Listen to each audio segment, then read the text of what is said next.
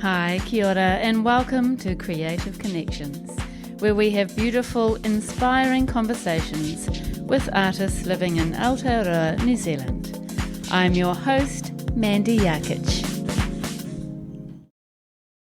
Kylie King-Hazel is a portrait painter living in Pōneke Wellington. Her practice inhabits the space of soliloquy, an internal dialogue shaped by uncomfortable questions and self-reflection. It begins as a love letter to her Māori husband and children and moves to questioning her responsibility in creating work shaped by love, proximity and relationships. Kylie's practice sits intentionally in an uneasy place and explores the uncomfortable question of what it means to be tangata to Tiriti in Aotearoa. Rather than finding resolution, her work is shaped by ongoing questioning and reflects her responsibility as a Pākehā artist, wife and mother.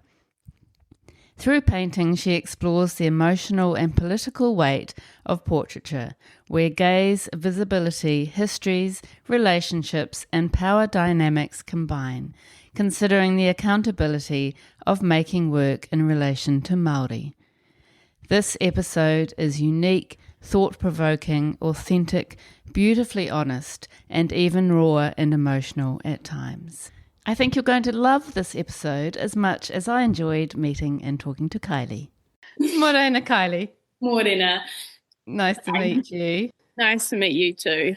Thank you so much for being on the podcast. It's lovely to have you on board and really looking forward to having a chat. Yeah, same. Nice to meet you too. And I appreciate the invitation. It's always I feel quite a privilege when people ask me to do something because I don't have that imposter syndrome a little bit. So it's like, oh, you want to talk to me?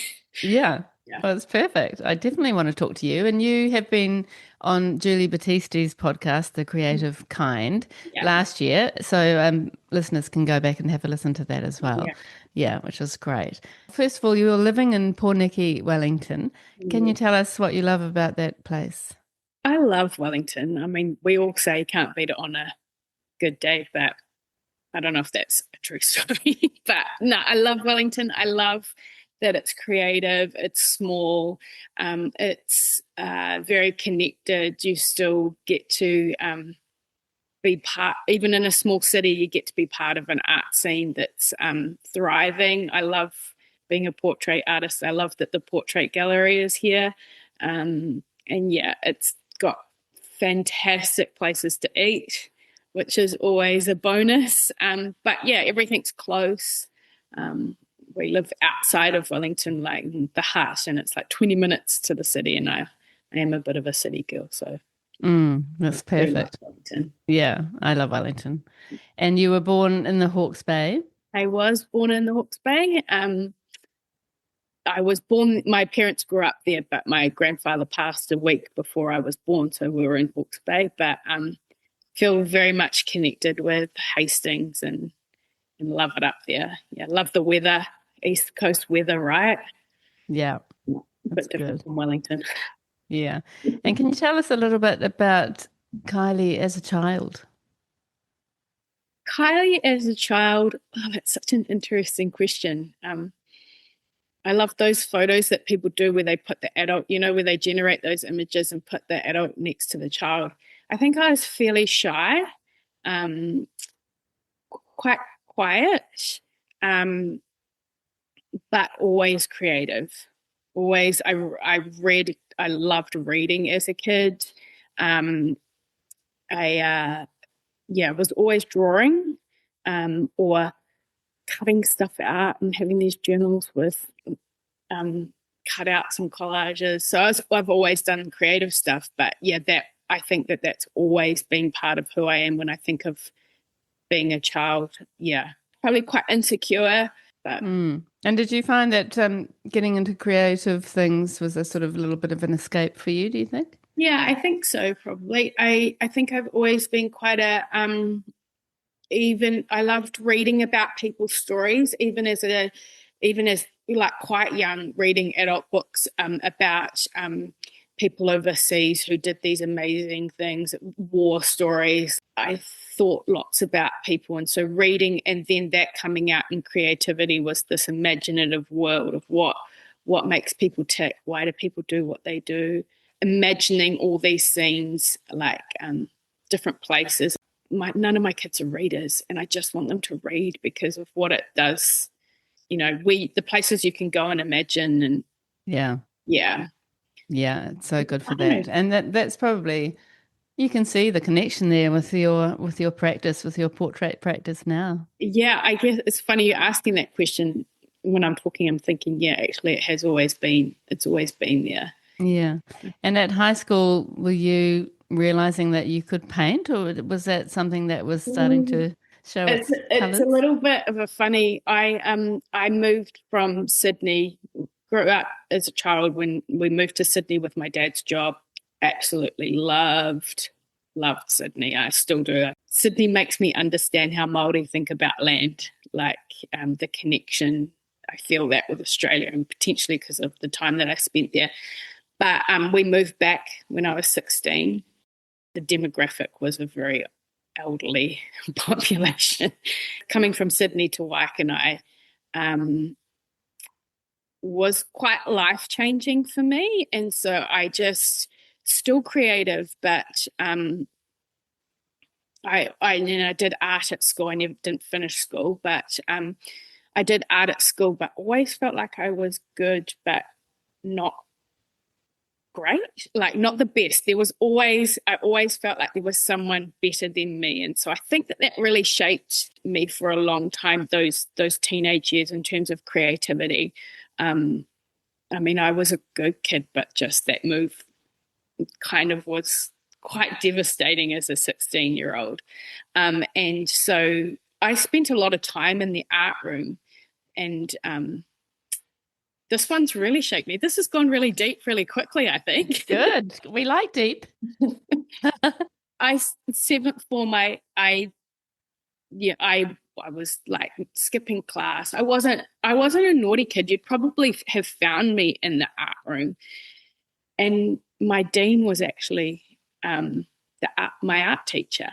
And I very vividly remember him coming to me in a corridor and saying, "It's probably about time you left." This is like, I think, June or July of my last year of school. I'm not a bad kid. And that shaped me. That, like, when I think about it now, I think, who tells a 17-year-old girl when she's got a couple of months of school to go that it's about time you left? Yeah, that really shaped, I think that's shaped me for a long time, which I feel like even when I started questioning some of my behaviors around my art, like, why haven't I gone for it or anything like that, I pinpoint that time.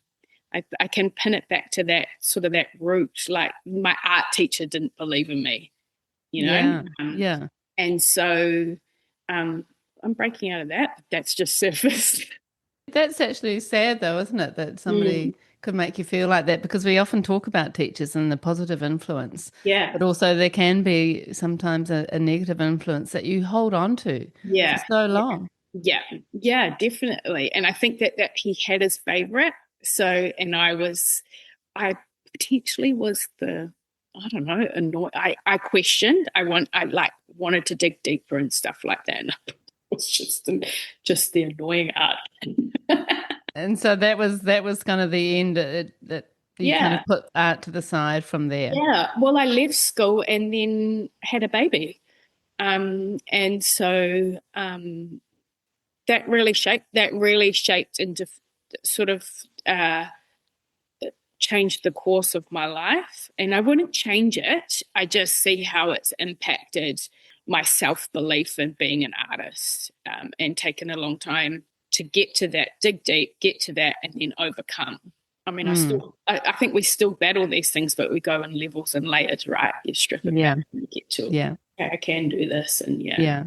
And so are you now working as a full-time artist? I am. To me, that is an incredible achievement, and you should be so proud that you've got there, and that I know that, as a self-taught artist, as I am, we do probably challenge ourselves more, but the fact that you've got there is huge. Yeah, yeah, yeah. And I think that there's the lesson in like I turn like 46 next month, but it's not over.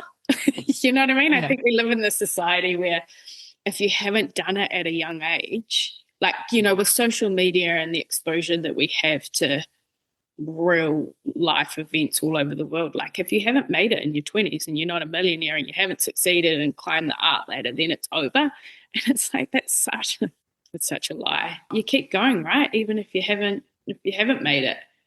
Yeah, and what has made it anyway? Like, what does that mean? Absolutely. Yeah. But that's a whole other podcast, isn't it? It is a whole other podcast. Yeah. So, how did you actually? I mean, when did you start really devoting yourself to your practice, and how did you get to that point? I started painting because I was a single mum, and everyone was turning 21 and had no money, so I started painting sort of abstract stuff for gifts, and so I did that for a while. But I always really wanted to paint people. I guess going back to that, like those images and those being interested in people's stories from reading a lot as a child, that always fascinated me. But it was always, I don't know if it's like a holy grail. If you can paint people, then you can paint. You know what I mean? Like it was always painting people was the most difficult thing to do. And so I guess I just I just decided to paint people, but that was very on and off between raising kids. And I see these women who have this massive capacity, and can be this artist and get all this stuff done with kids. That wasn't me. That wasn't me, because I think also I was overcoming the self-belief kind of thing. So I would start a person and I just would be like, I don't know what I'm doing. I just don't know what I'm doing. And so the discouragement would kick in, blah, blah, blah. So I think just, we have adult children and we have teenage children now. And so that's become a lot easier. I also want them to see me push through and do what I've always wanted to do. So it's probably the last 3 years that I've really put my head down and gone, just keep going, and really devoted myself to practicing 3-4 years, just technique.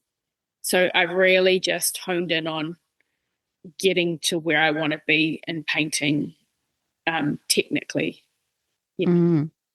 Yeah. And we'll talk about the courses that you've done and that kind of thing. So just to start with, can you describe the kind of portraits you make? The portraits that I make now, this is the deep dive, right? Yeah.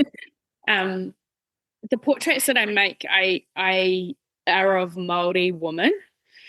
And I really want to be careful with how I say that, because there's a lot more to that. I realize I'm a Pākehā woman.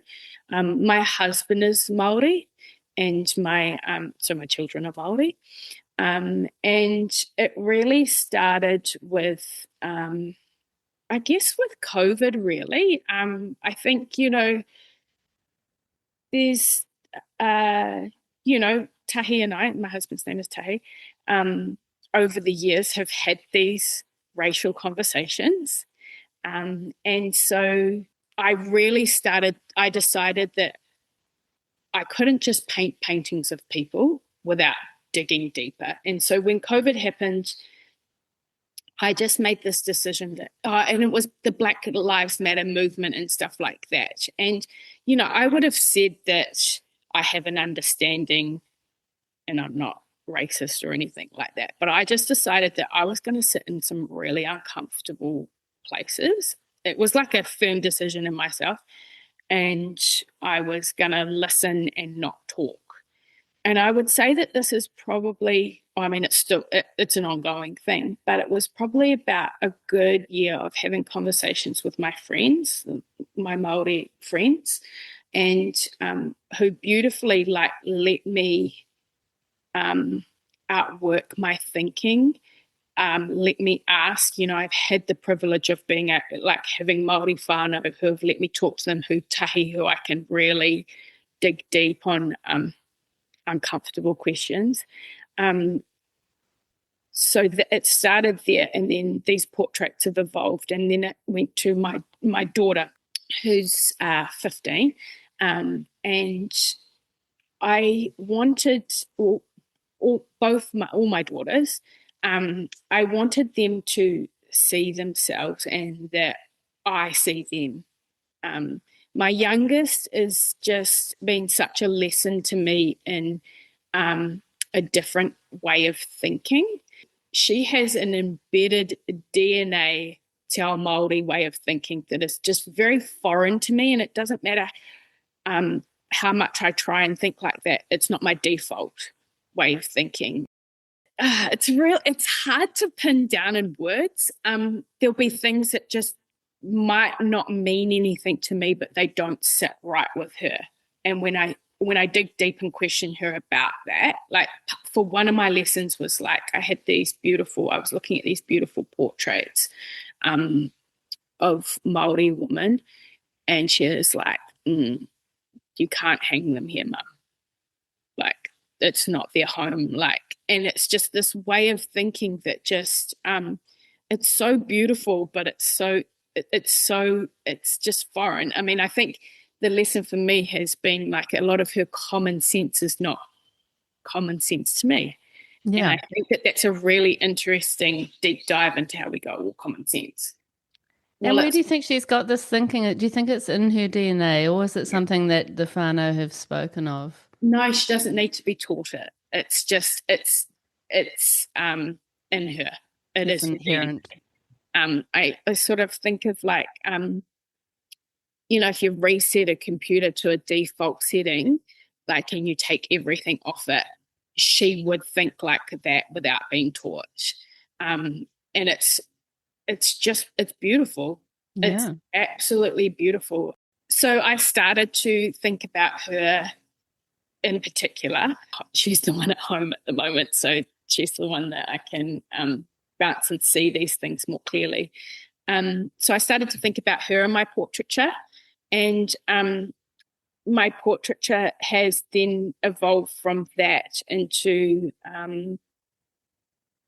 learning some lessons when you paint Māori. And so I'm not there by any means, but I'm articulating better about what my work is about, and doing the deep dive. And again, still, my work is held in that tension of like, as tangata tiriti, what is my responsibility? How do I navigate being an artist in Aotearoa and speak to the things, proximity?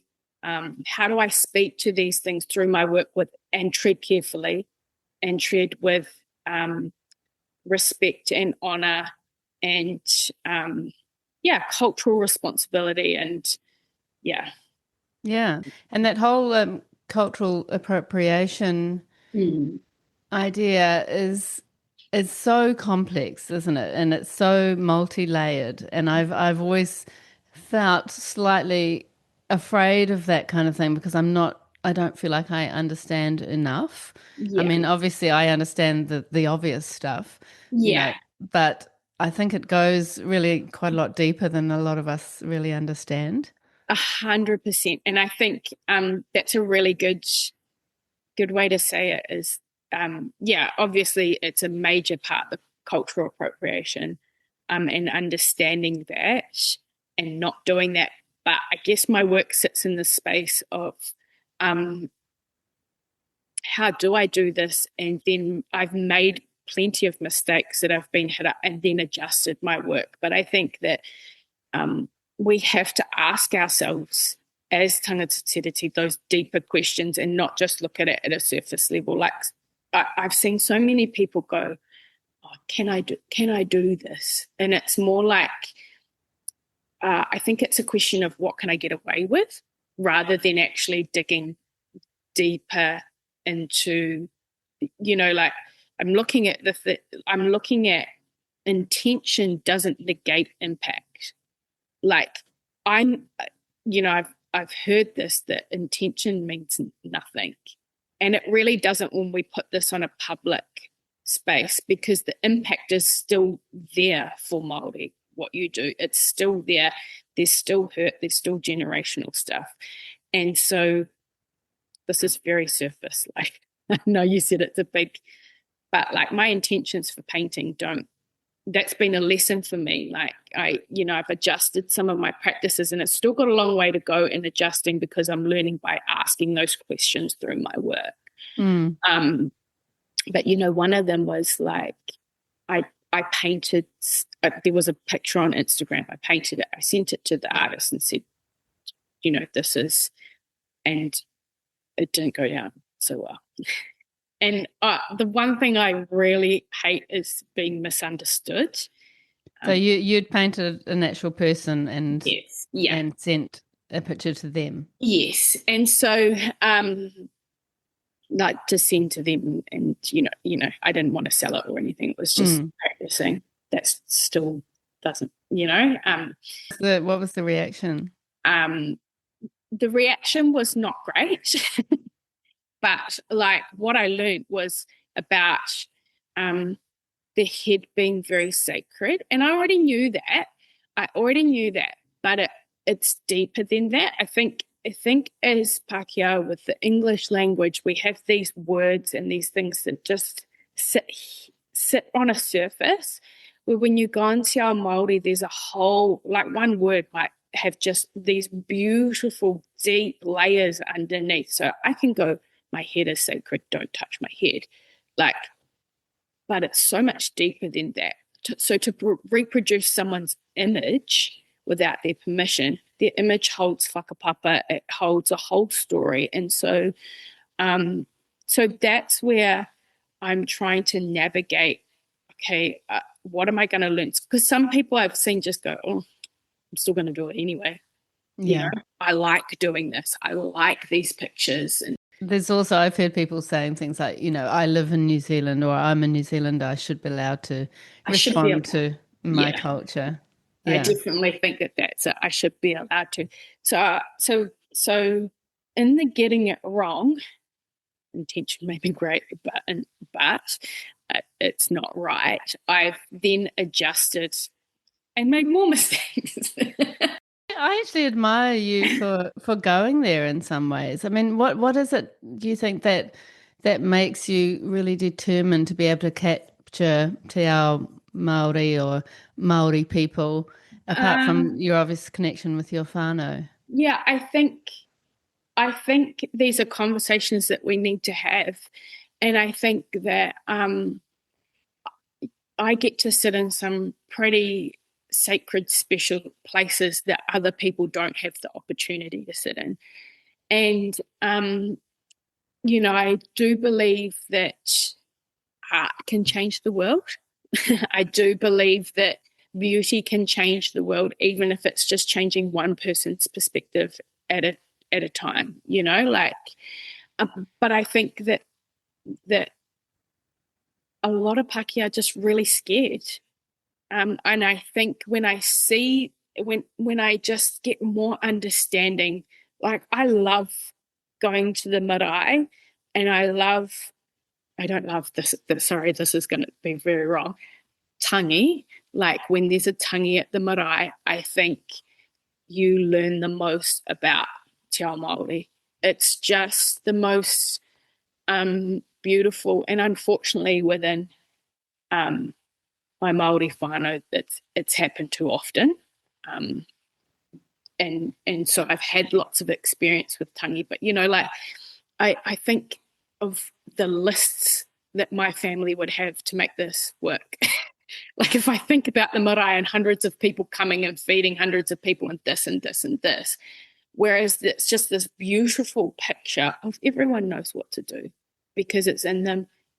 We don't need a dish who's going to do the dishes roster because everyone just does it. And just the tikanga, the protocols of how it works, it just all holds significance in looking after people, but it doesn't need a list.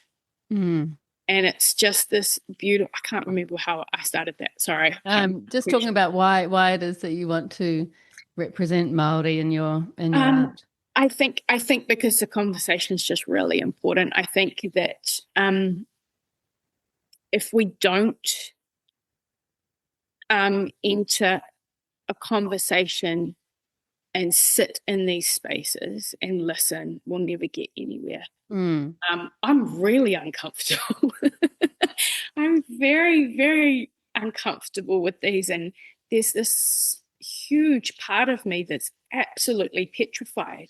Petrified because of what maybe the backlash, but petrified of hurting those people who are most important to me because I don't understand. Because like going back to that DNA way of thinking is that as much as I try, it's not my DNA way of thinking. So, but I think we need to have them. And I think that first as Pākehā, as tangata Tiriti, we need to listen. I see so many people who get, and I probably sound like this, but it's different when I sit with Māori, is when you kind of like start learning it and this whole world starts opening up and you realize you're thinking the Pākehā is the first person to jump in on the meeting and speak about it. And like, because they're passionate, whatever, but actually we just still need to stop. We still need to listen. And I think, it's so interesting that when you listen to someone, your brain has the same response. It releases the same things as when you feel loved because it releases all the chemicals that make you feel safe. And like I see my Māori whānau change and adjust when they're in a position where it's white people speaking. And I understand why. Yeah. It's just I have to navigate these two worlds, It's very interesting. I mean, just being in a mixed race marriage, I guess, all of these things come up. It's not the way that you've been brought up. But I think it's so beautiful that you are so interested in really challenging yourself and educating yourself and getting to really understand some of the deeper parts of those thinkings. And I think through the art that you're making, that's almost like a conduit to helping you to understand better. Yeah, it is. I've found the word soliloquy. Yes, what is that word? It's like a monologue in acting terms, but it's like an internal conversation with yourself. It's like, so my work is like, I think the first thing is the self-reflection. Like for me, I started asking when I talked about that really uncomfortable place, I started to go, why when I see the Tino Rangatira flag, why does that make me like a little like uncomfortable or defend, like what is that in my own heart? Like, so a soliloquy is having those internal conversations within yourself. And I think that that's kind of what my work is now. Like, why does it doesn't do that to me anymore because I've dug deeper. But I started to question this is, I've got to say things because how do we learn if I don't, Tahi and I remember having this massive argument. Like we've been married for 20 years this year, but this like early on in our marriage, like, why don't you call yourself a Kiwi? I don't get it. Like, why do I not say I'm New Zealand European? And you say you're Māori, we're all Kiwis. And so we had this but I still didn't, I don't even know what happened, but I didn't get it. I didn't get it. That's why these conversations are important. But yeah, absolutely. And through your art, I'm sure you're educating other Pākehā and helping us to learn some of the things that you're learning along the way. And I really like the way you do unpack quite a bit of that on Instagram when you show work. Yeah. I only just, I'm sort of very tentative on Instagram, just sort of starting to talk about it because I think there's just so many layers to the work. Like, because if you say one thing, then that then introduces another topic, you know. I feel like Instagram can just be very, hear that, but it's actually not the full picture. So Yeah. I'm But I do getting, like the way that you're very honest about yourself and what you're thinking and what you're learning and what you don't know. And, so you're not pretending to be an expert, but you're just saying, this is what I'm thinking about, or this is what I'm trying to yeah, portray, but I'm not sure about, and I think yeah, that is a really valuable resource for other people to see and to learn from. that's encouraging because I hope so. That is the intention. Like, you kind of become the person that says what everyone else is thinking, I guess. But mine is like saying those things and then questioning. Like, I really want people to look at my work and think there's a story here. Um, I want people to look at my work and feel it first and foremost. But I also kind of want it to be a little bit like a mirror. Like when I said it, when I looked at the flag, why did it make me feel this way? What are these feelings in me? Or that they feel it and then they just decide to ask some questions themselves. Mm, It's not great in our country at the moment with these kind no. of issues. And I think I have a responsibility as an artist, um, and a mother and a wife to look at these things in my work, or I think I do. I'm like, just personally, I believe I have a responsibility to this. And Mm, that means that um, I talk about these things and expose my heart, which can be quite mortifying. Like, some of my thinking, I think, how could I even think that? But you think because you don't know. Like, and when you know, I want to be the person who, when I know more, that I do better. And so that's how my work is evolving. Yeah. mm. And I think if you think of it as, when you know more, you do better in the way that you support others and communicate your learning with others. And that feels like that's a whole other part of your life as an artist. That's another thing that you can contribute. But it's coming from a good place, Yeah. and that's the main thing. And you've talked about your work as love letters to your husband and your children. Yeah. What do you mean by that? I mean that my love letter is that I really see you. I really see, I feel emotional now. Yeah, I feel emotional just listening to you. I I really see this part of you that other people don't see.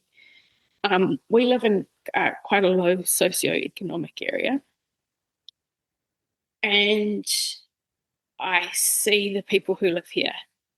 And that's what I'm saying to not only my children and my husband and wider whānau, but I see you, I see what other people look at your behavior and judge you on that, or judge you. I mean, I have many of a story of being in a shop with my husband and being followed around, like, of him getting different treatment, like it. But it's like there's so many of them that it's like he will say it's a daily occurrence, like people not pronouncing his name right or just skipping over, I'll just call you T or something like that. No, that's not his name. So this is the part of my love letter, is that I see you and I'm going to do everything that I can to embrace that part of you and show you that I see. Yeah. Because the more I dig into um, the meaning of why within Te Ao Māori and learning all these things, I just wish that so many people got to have that experience, because you'd understand and you'd go, this is beautiful. Like, this is the reason behind this is beautiful. Like Pēkehā and all that. Like, you see people roll their eyes in a meeting because we have to do the Māori stuff. Well, actually, the basis of that is for me to connect with you.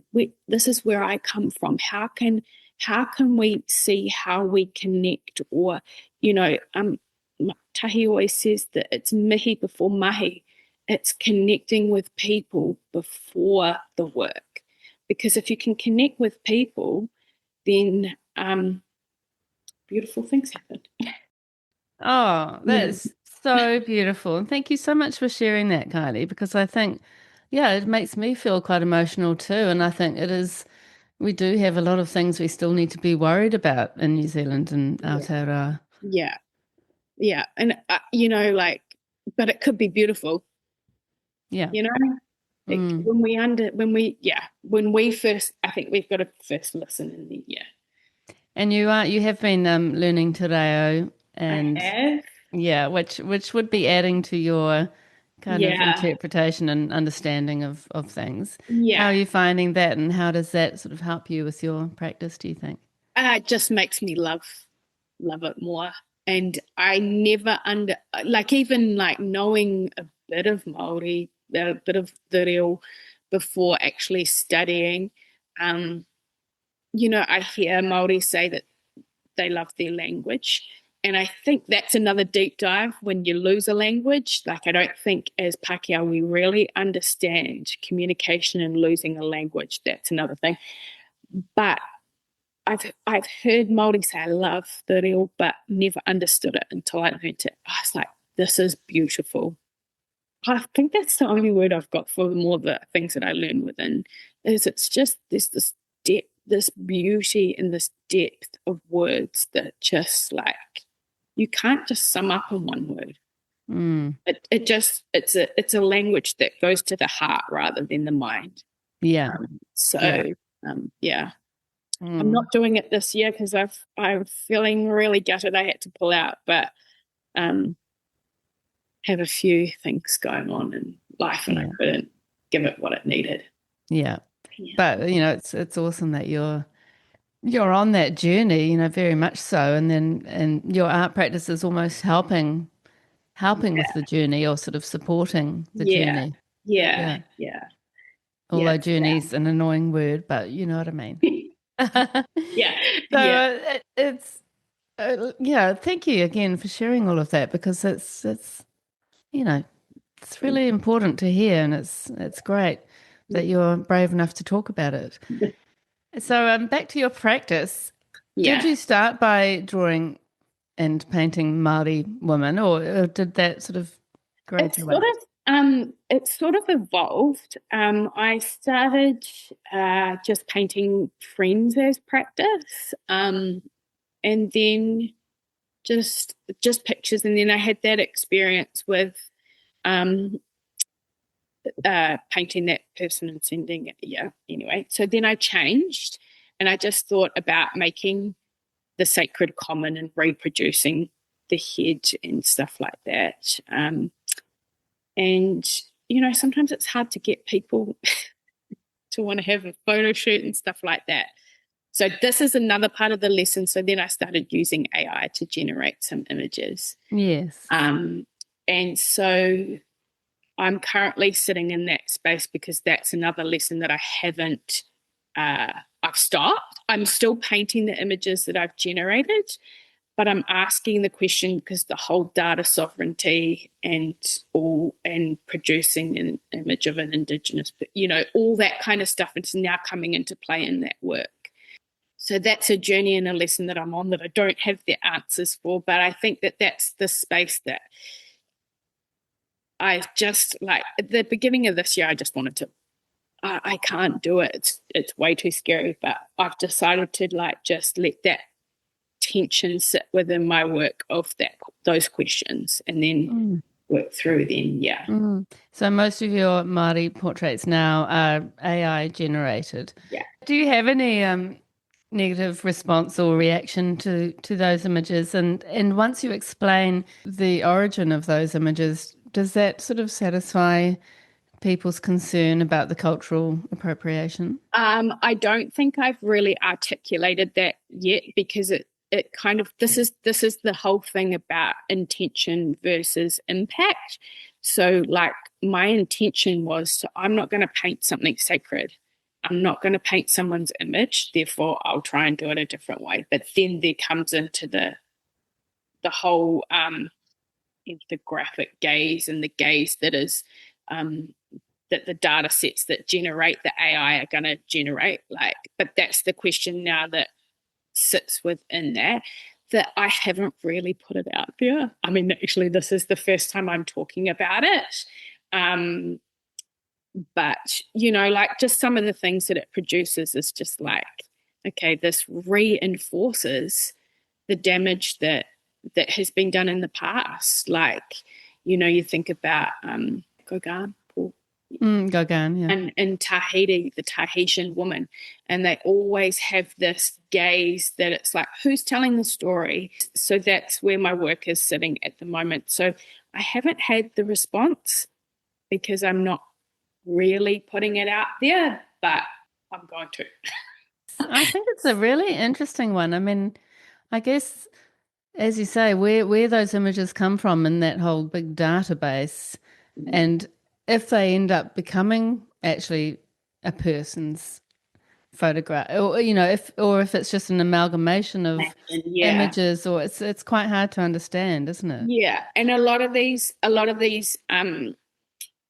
the AI generators, they don't have any cultural responsibility in their terms and conditions and stuff like that. They don't have, it's just gathered from whatever. And they do have a lot of them have like a colonial, you know, the majority will form those data sets. So I don't know, I'm probably not articulating this properly. Okay, we don't have to go there if you don't want to. Yeah, because I'm still like navigating it, and I do have some conversations that I need to have, in particular with Māori around this stuff, because it's good to ask the questions and do the research, but the real person-to-person conversations is where it counts too. Yeah. And do you find using an image of somebody that you don't know or don't connect to makes it harder in your practice? I don't. I actually find it the other way around, because I feel when I've painted people that I know, I feel a real responsibility to that person. So I have no, and I guess that's potentially part of the point. I have no responsibility to this image. This image doesn't have a story, which is part of the point. This image doesn't have whakapapa in a line of ancestry. It doesn't, it's flat. It doesn't, I can't see around it, all that kind of stuff. So I actually find it way easier. Yeah, when it's a real person, there's a weight that comes to painting a real person, I think. Yeah. And that sort of, that need, or feeling the need to get it accurate. Yeah. And are they going to like it? And are they going to be happy with it? Yeah. Do you think it's appropriate culturally for you to paint your whānau? If they give you permission? Permission is everything. Yeah. Like, so I won't paint tā moko or moko kauai. That's been a lesson in itself, that just does not lie with me to take those cultural, very deep, meaningful things and make, like, for me to paint them, or put them on images that are generated, like, because of the significance of them. But if someone wanted me to paint them and gave me, and the permission was there, then yes. Like, I've just submitted my Adams portrait, made that, and that's of my Tahi's, my husband's nana. Oh, amazing. Yeah. And so that's acceptable. Yeah. I think permission and talking and relationally, the people that I've painted, I know there's relationship there. Yeah. So, well, that's how I feel. That makes sense. Quite a lot of your portraits are just sort of the face, aren't they, or the shoulders and head. But Yeah. then you've got that other beautiful work of a younger woman with a New Zealand flag. Yes, that's that's a representation of my daughter and her friends and the young girls that, like, when I go to netball with her and I just see these beautiful girls and I just like, and so that's my a representation of all those young girls that I see that have this way of thinking that's foreign wrapped around them. Um, and that's my I see you. I see that this isn't you, um, and that this is not natural for you to wear this. Mm. Yeah, and Yeah, that's actually it's quite interesting because you almost think that it's celebrating the sort of New Zealand culture and the New Zealand flag with the Union Jack in the corner yeah, and it's a bit like it seems to have some sort of parallel to Korowai, yes, yeah, but you're actually saying quite a lot there, aren't you? yeah. Because I just decided that I wouldn't do korua. Um, yeah, I will do it, but I just want to dig a bit deeper. And it was just, how do I represent this like foreign thought? And it is the colonial aspect to that. I mean, and a flag's so powerful, like, I guess in these times too, you look at Iran and the woman who's the 18-year-old who's going to be executed for burning the flag. Like, flags are so significant and hold. I mean, they're a piece of material, but what they represent and the power dynamics that they represent. So that's where that comes from. Mm. And then I've carried the flag in my other, like, not necessarily the full flag, but they're wrapped in the flag. That's Mm. um yeah. Yeah, so beautiful. Wow. I mean, we haven't talked about half the things that we often talk about with guests, but it's just such an interesting conversation that I have not had on the podcast. And yeah, I'm really thrilled that we're going there, and it's Yeah, great for me, and it's I'm yeah, sure really interesting for listeners too. that's awesome. Thank you Yeah. for this. But like how we said about chatting, it's like just yeah, that's the belief I have. It's important that we talk about these things. Yeah.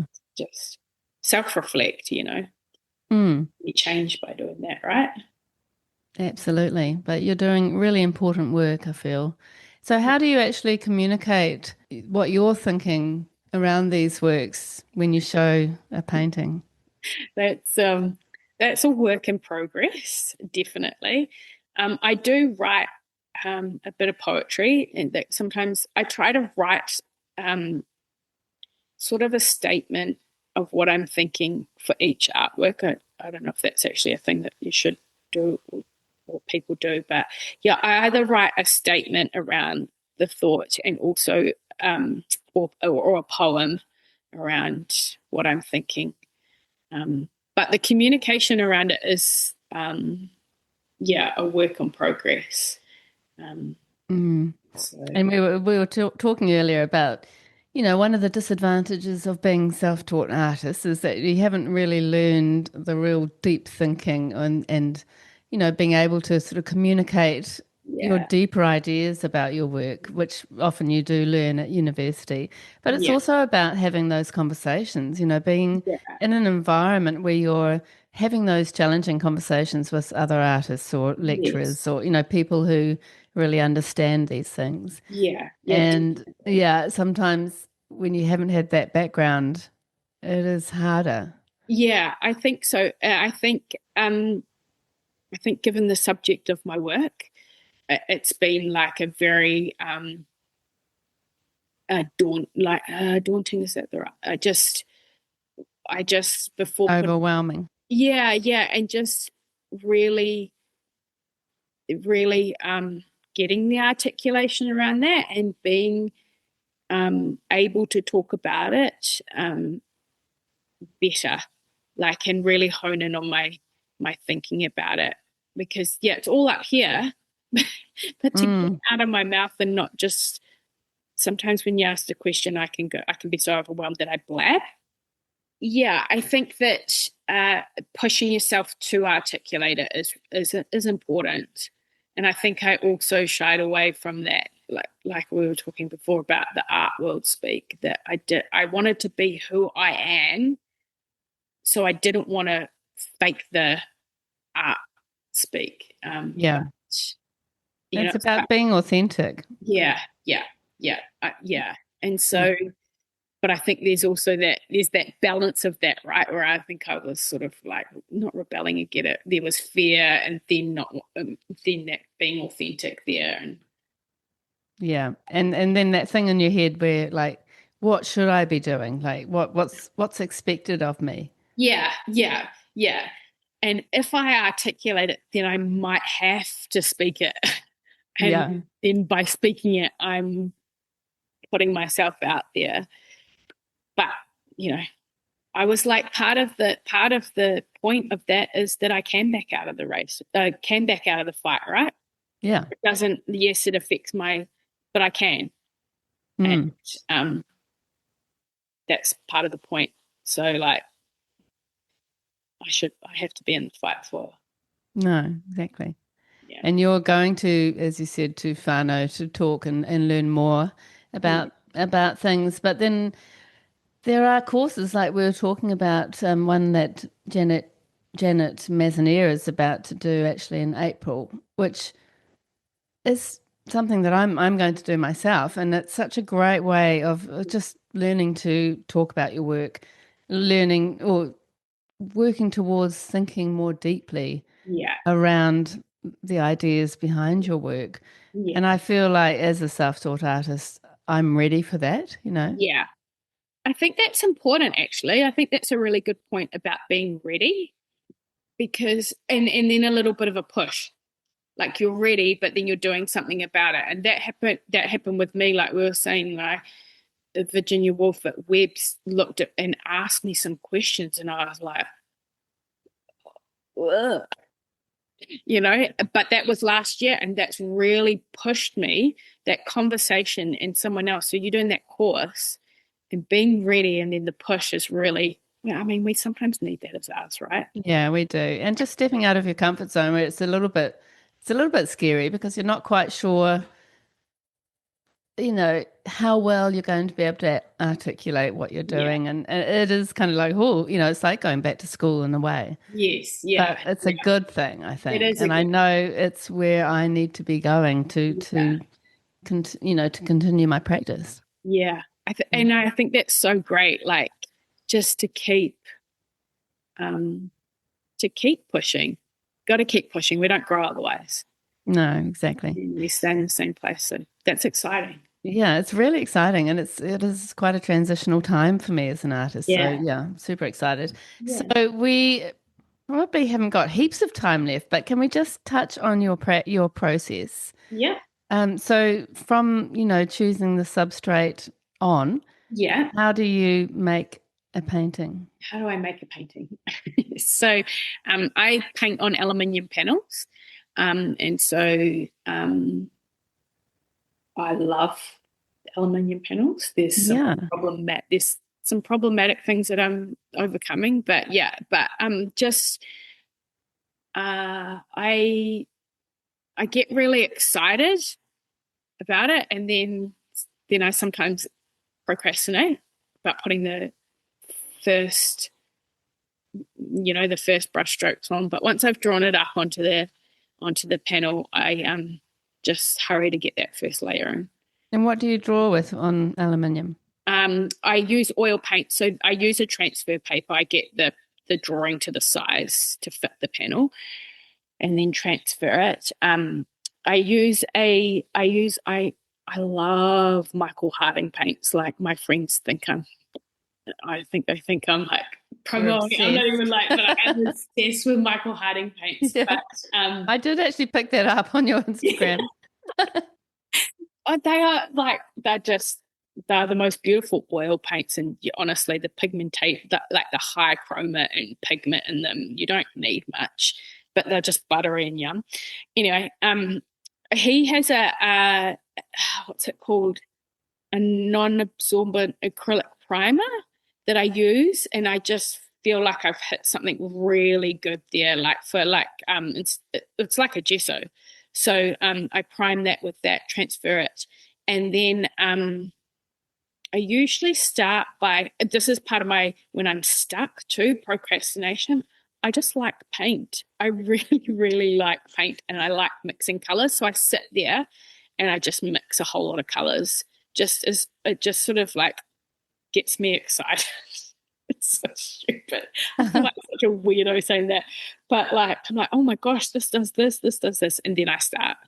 And then that gets me away. Yeah. Second layer's hard. Second layer's hard. And then it kind of all just, that third layer, just, I'm like, oh yeah. And you seem to, when I've seen your process videos, you seem to kind of paint, like, you seem to complete areas. It's not like you do the whole thing with an underpaint and then a whole other color. You kind of work No. on areas. Is that right? Yeah. I do I go, I work from, usually because they're in the dark, they've got a lot of shadow and dark. I start on the right hand side, do the dark and put all the darks in, work my way to the other eye. I always start with the eyes because I always feel if you don't get the eyes right, it's funny, I actually do exactly the same thing every painting. Then I go down the left cheek, do the forehead, then the nose, then the chin. I hate the chin. I hate Really? that. And the neck. I hate that. But yeah. So that, yeah. I think that's naturally evolved. And I think that that's really important to learn as artists, that you just gotta, like, you take bits from people, but you've got to work out your own. Yeah. Yeah. And you have done a few sort of online courses and that kind of thing, but and you've obviously learned a lot of technical skills through some of those courses. Yeah. What have you learned about painting eyes? What have I learned about painting eyes? That alizarin crimson is my best friend when it comes to painting eyes. Yeah. And that I think, if you're starting out painting, the whites of your eyes are not white. Please make them like a lot darker than what you think they are. Yeah. I have read that you don't use white in your paintings. I Is that don't. right? Yeah, I don't. I think that was a huge. So you said I did those courses. I did some mentorship with Shayna Levinson. She's an artist based in the US, and she does mentoring. And I've been a great admirer of her work, but her husband's work as well. And they just seem to make information accessible to people. And so I was stuck, but I did one mentoring lesson with her, which like just changed everything. It just actually just changed the trajectory. I'm glad you struggle with that word because I always struggle with it as well. You were going to say it for me. Trajectory. Anyway, I went in it sent me on a different path. And part of those was that she highlighted some colors, and so she didn't say take white out because she uses white, but it's just a killer. Titanium white is just a killer for what I find. Someone else might find something different, but for my skin tone, so all my highlights are like, I use the Gamblin. I do use Gamblin and Charvin paints as well as Michael Harding's, but that Gamblin have like a radiant range, and they are just that's all I use. I use radiant violet, radiant lemon, and they've just brought out radiant orange. And so all the highlights in the cheeks, the nose, everything is all the light colors that I lighten with those. And Charvin have a color called ash green and St. Remy's green, I think, and they are brilliant. Yeah, highly recommend. So I say that because I used to listen. That's how I learned when I'd hear. Yeah, I mean, for me, somebody who can paint flesh and faces, I just have so much admiration for. But how did you actually hone your skills? How did you become this portrait painter that people are taking notice of? I think I think I look at a lot of people's work. Like I really just probably spend a lot of time like just looking at and seeing how people did stuff. My phone is full of screenshots and just like thinking about but I think it's it's the practice, right? Like we all hate it because you want to be there when you're not. But the more I learnt, the more I just got to the easel quicker, mixed paint, and just let go of the perfection side of things. There's just all these people tell you this stuff, but it's really hard to actually do it. But cliches are cliches for a reason. But like just putting the paint on the canvas, and the more you do it, the more you realize how paint reacts. And so like big things like introducing I two of my least favorite colors are now my most favorite colors, and that's purple and orange. And they have changed everything, but it was only just by like experimenting and getting a bit of a handle on paint, because one purple will do it. I use oh man, this is another word I can't say. I think it's manganese violet is like, it's my most expensive paint, but it's my favorite paint. And cobalt violet are days that I won't go without then. Along with like I use brilliant orange, and now I use the radiant orange. I would have never brought those in unless I'd played around with them and then realized actually these are really keepers on my palette. And so it's just making those, it's just like it's just practice, and it's just like learning. I think learning how color interacts by doing. I can't really read a book and work that out. I need to actually do it, mix those colors, and then also learning that what it looks like on your palette maybe not what it will be, what it looks like. And so yeah, just getting to the easel quick, getting those brush strokes on. It's amazing. Not being too precious, because I am a bit of a perfectionist. How do you work your palette? I don't.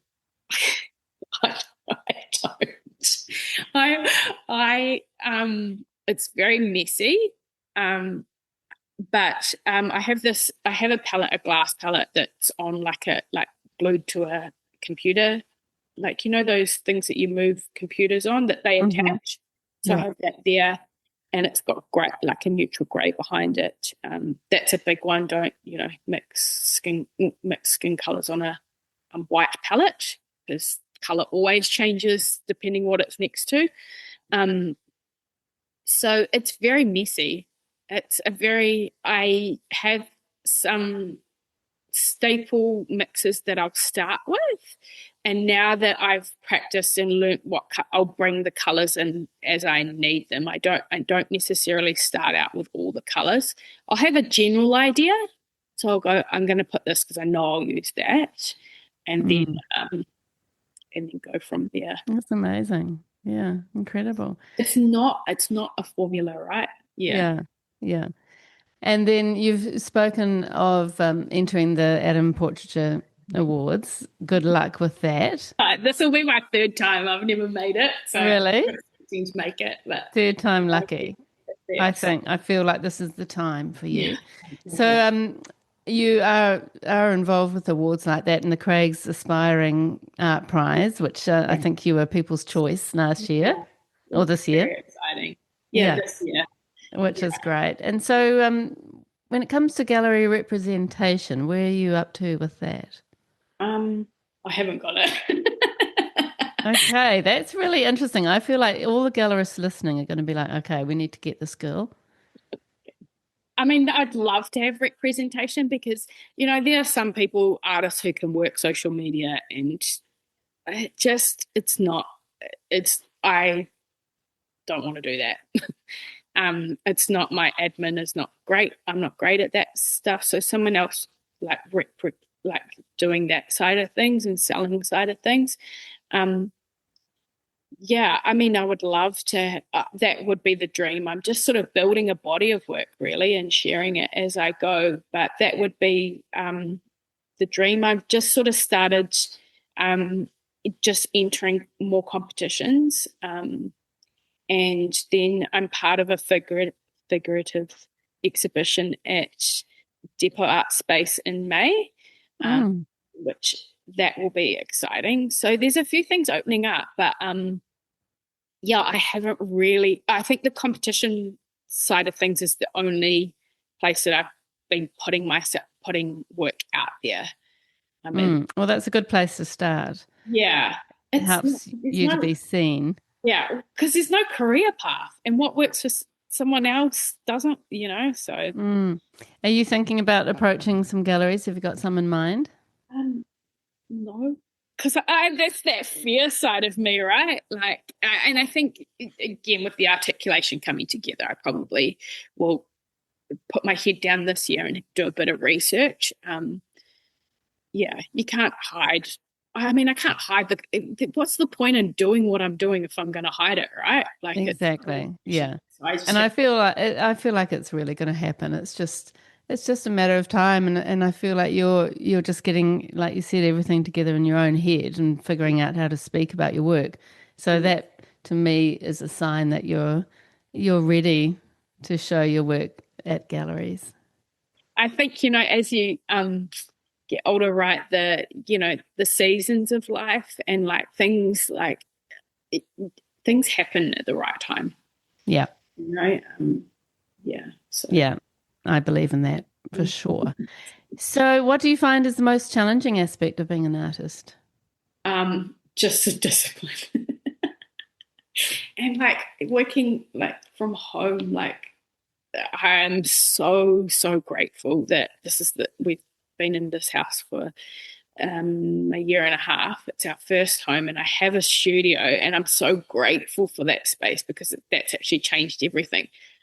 But looking at the clothes that need to be washed, or the dishes washer that needs to be unpacked, and that kind of stuff is a bit of a distraction because I'm very like I can't get into that space when there's that stuff.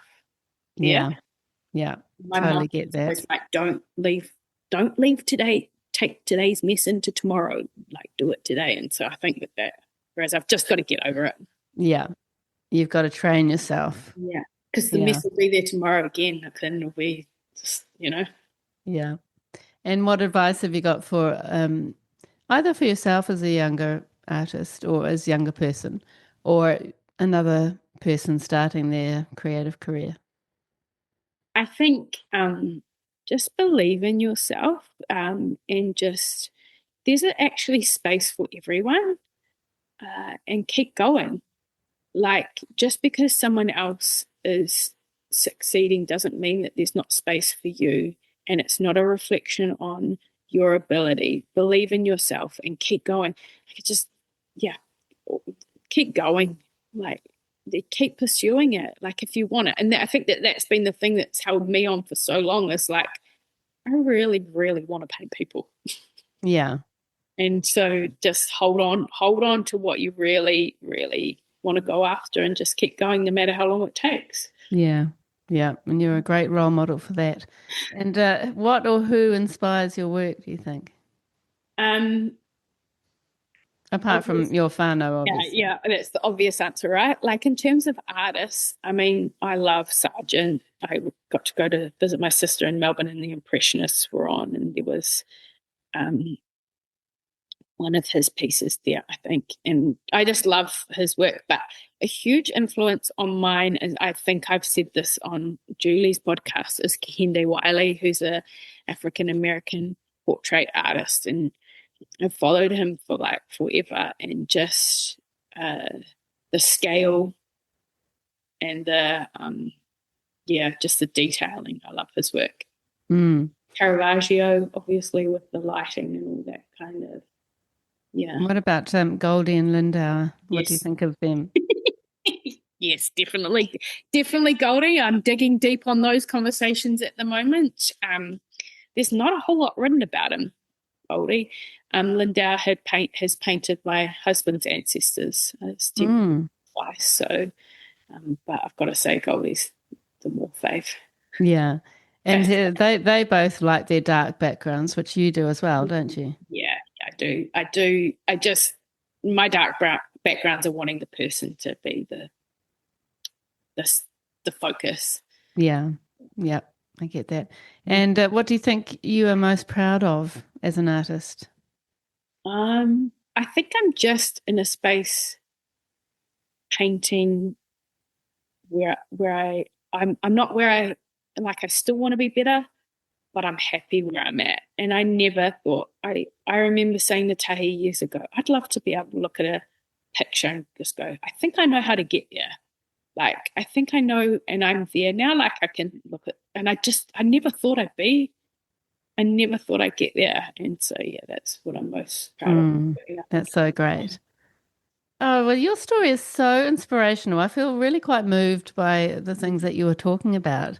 And yeah, I'm so grateful that you felt like you could open up on the podcast and share some of those thoughts. So thank you so much, Kylie, for being on the podcast. No, thank you for giving me the space and being my first, unlike my first, trying to articulate my work. So thank you.